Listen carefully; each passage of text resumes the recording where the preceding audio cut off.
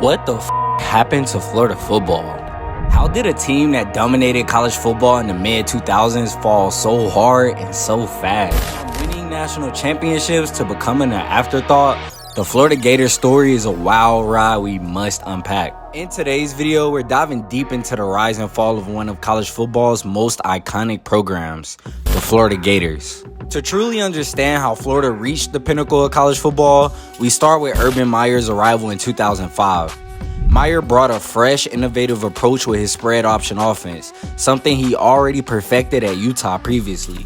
His system was a game changer, perfectly suited to Florida's rich recruiting base, and it didn't take long for the Gators to become a force. And of course, leading the charge was Tebow, a quarterback who was more than just a passer. Tebow carried the spirit of the team, a fierce competitor who played with heart and intensity every single play. Alongside Tebow were dynamic players like Percy Harvin, whose versatility made the Gators' offense unpredictable and explosive. But Florida's success wasn't just about high-powered offense.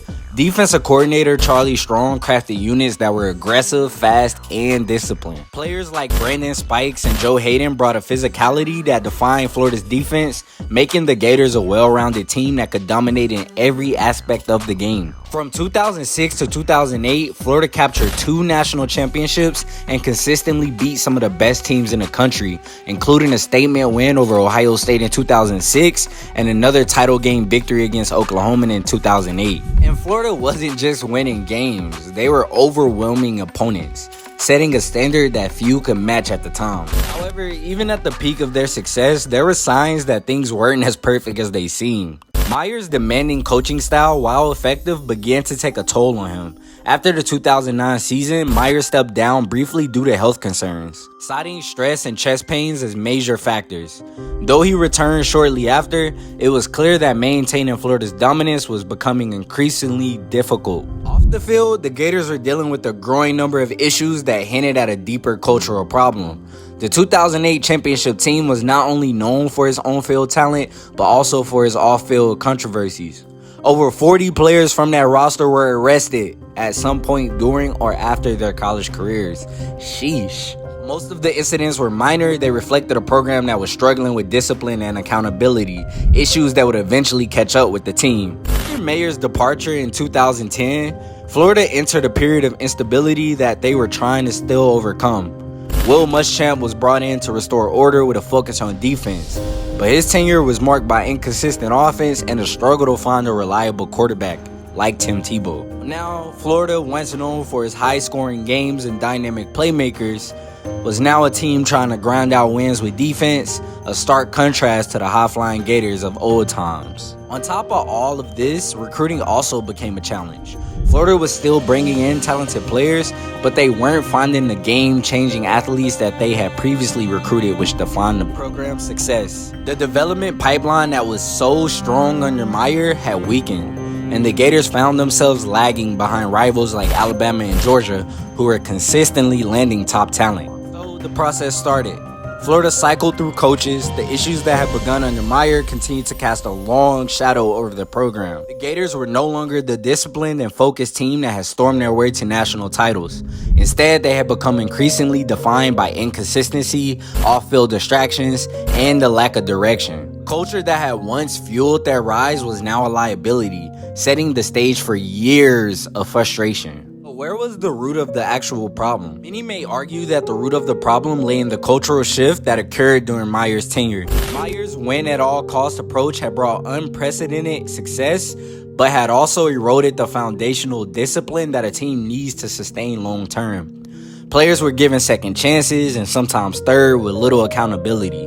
What worked in the short term, getting elite talent on the field, led to long-term consequences. This lack of accountability created an environment where players felt untouchable, and discipline was often sacrificed for performance. When Will Muschamp took over in 2011, he inherited a roster full of talent, but also full of bad habits. Muschamp, a defensive-minded coach, tried to impose a tougher, more disciplined culture, but by then, the damage was already done. Florida's identity crisis wasn't just about X's and O's, it was about leadership, culture, and the ability to create a cohesive team environment. Champ's tenure was overwhelmed by a series of high-profile losses and underwhelming performances.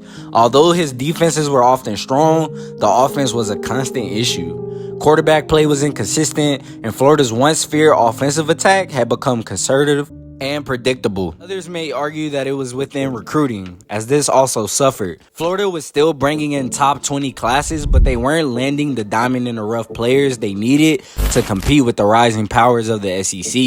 The Gators found themselves losing recruiting battles not just to Alabama and Georgia, but also to teams like Clemson and LSU. Spotlight of playing for Florida had dimmed, and without a strong, stable culture to draw recruits in, the Gators were left struggling to keep up. Jim McElwain's arrival in 2015 brought a brief glimmer of hope.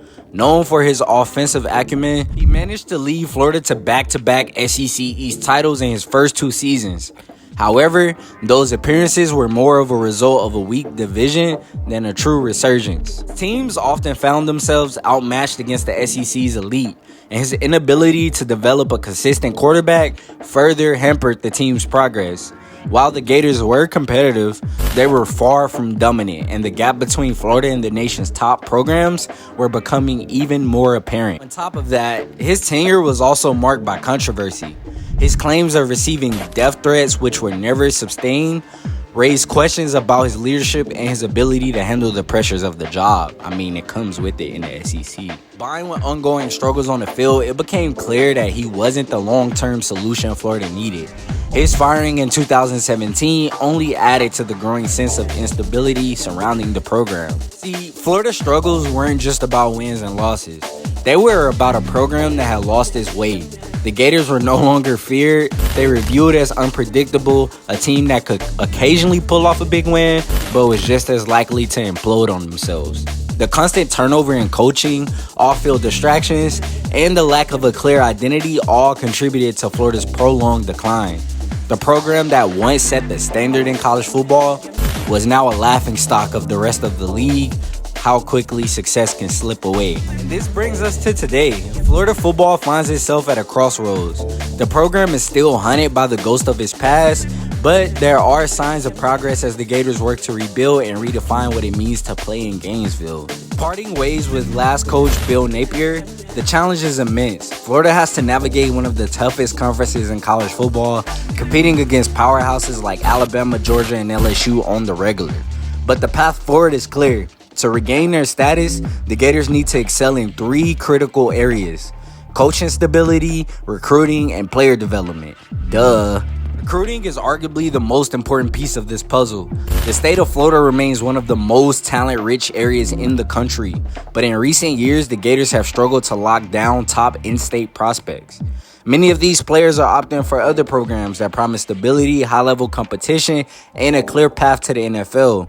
For Florida to reclaim its place among college football's elite, they must become the go-to destination for Florida's best high school talent once again. The Gators are already taking steps to improve on a recruiting trail with a renewed emphasis on relationship building and player development. The coaching staff is working to connect with recruits on a deeper level, selling not just the program's history, but a vision of where Florida football can go in the future. Stability is another critical factor. The constant coaching changes over the past decade have left Florida without a clear identity. Each new coach brings a different philosophy, a different style, and a different approach to the game. For Florida to rebuild, they need consistency and leadership, a coach who can establish a long-term vision and execute it year after year after year. This means not just winning games, but building an actual culture and foundation where players are developed, disciplined, and prepared for the next level. Offensively, the Gators are working to regain their explosive edge, integrating more dynamic plays and utilizing the athleticism that has long been a hallmark of the program. On defense, the goal is to return back to being aggressive, fast-paced style that once made the Gators one of the most feared units in the country.